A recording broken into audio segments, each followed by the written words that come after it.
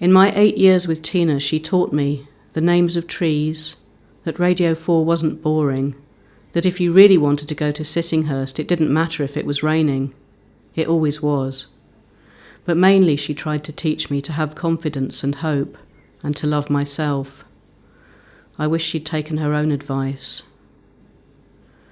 After she killed herself, it was hard to hold on to hope, especially when brave new millennium started turning into end of the world.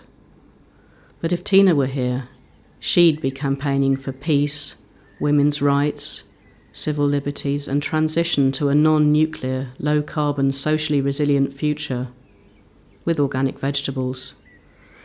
But she isn't, so it's up to me to carry on fighting